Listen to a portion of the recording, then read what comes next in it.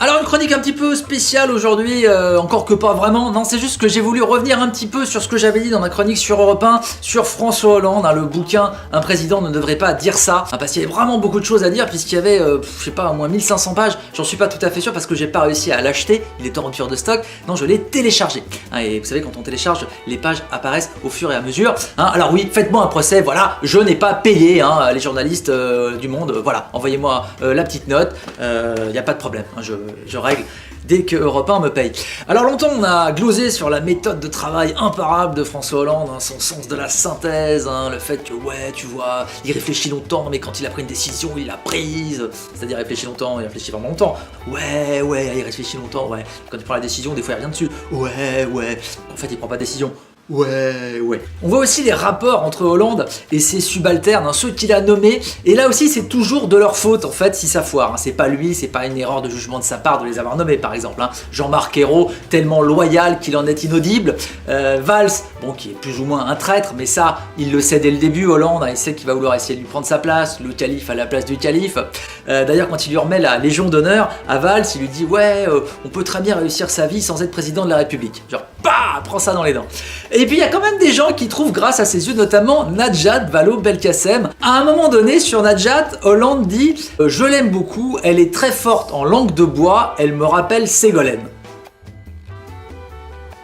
Il défend aussi Mariam El Khomri en disant « Ouais, c'est vrai que tout de suite elle en a pris plein la gueule, ça n'a pas été facile de défendre le dossier, tout ça, voilà. » Mais on reconnaît la méthode française qui a fait ses preuves depuis la Deuxième Guerre mondiale, mettre les Arabes en première ligne.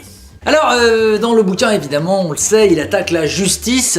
Alors tout le monde lui a dit, mais pourquoi il attaque la justice? Il n'a jamais eu de problème avec la justice. Justement, je pense que c'est pour ça, en fait. Quand on voit comme Sarkozy est encore haut dans les sondages, comme Juppé est revenu malgré ses casseroles, je pense qu'Hollande s'est carrément dit, bah ouais, c'est vrai, ça fait pas sérieux, un homme politique qui a pas les juges au cul, c'est un petit peu comme un pédophile qui a pas de bonbons dans ses poches. Non, en fait, plus sérieusement, je pense qu'il balance des trucs quand même assez intéressants. Par exemple, on apprend qu'il a ordonné des assassinats ciblés. Pas en France, non. non, Jean-Marc Morandini, c'est pas lui. Des assassinats, évidemment, dans les pays où nous sommes en guerre. Alors, on dit que c'est pas très malin de révéler tout ça. C'est vrai, c'est pénal. Normalement, ça n'est pas du tout autorisé de faire ça. Voilà, mais bon, c'est ça, Hollande. Il dit tout ce qui lui passe par la tête. Mais c'est quand même marrant de voir que parfois, il prend des décisions. Ah oui, ça peut surprendre. Oui, bah, évidemment, pour faire disparaître les chômeurs, ce serait un petit peu radical, mais bon, faut voir. En parlant d'assassinats ciblés, on peut revenir un peu sur Rachid Kassim, qui fait parler de lui à nouveau cette semaine. Si vous voulez en savoir un peu plus sur lui, allez sur ce lien avec l'excellente émission de Kevin Razi. Rachid Kassim qui est défendu par son père en ce moment, son père qui écrit aux journaux. En même temps, moi aussi, quand je faisais des conneries, je demandais à mon père d'envoyer des mots d'excuses.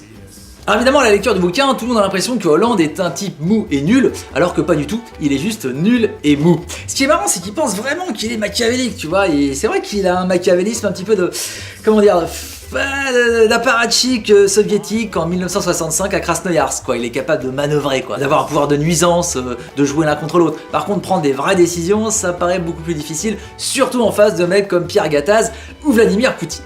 Je compare pas du tout les deux. Non, Poutine est quand même beaucoup plus ouvert sur pas mal de trucs. C'est assez frappant de voir qu'à chaque fois il revient sur ce qu'il a dit, et quand ça ne marche pas comme il voulait, en fait c'est toujours la faute de la com. Si la loi travail passe un petit peu mal, c'est la faute de la com. Si l'écotaxe est abandonné, c'est la faute de la com. Voilà, c'est toujours la faute de la com. Leonarda, c'est la faute de la com. Tout est de la faute de la com et jamais de sa faute à lui en fait. D'ailleurs, Manuel Valls revient lui-même sur ce problème de communication en disant que François Hollande n'est jamais aussi bon que quand il est en tête-à-tête. En gros voilà, François Hollande, pour vous convaincre, il faut un petit dîner aux chandelles. Bon après évidemment, vous allez passer à la casserole, mais en même temps quand on voit son tableau de chasse, Ségolène, Valérie, Julie, il doit pas être si mauvais que ça à l'horizontale. Ce qui est étonnant, puisqu'il a été opéré. Et c'est peut-être ça son vrai point commun avec Mitterrand. C'est pas le machiavélisme, c'est les problèmes de prostate. Et retrouvez-moi tous les mercredis à 21h30 pour Inflammable à Paris, à la Nouvelle Scène. Et en tournée également, mais si je ne passe pas par chez vous, eh bien allez sur le site Merci Public et vous pourrez peut-être me faire venir.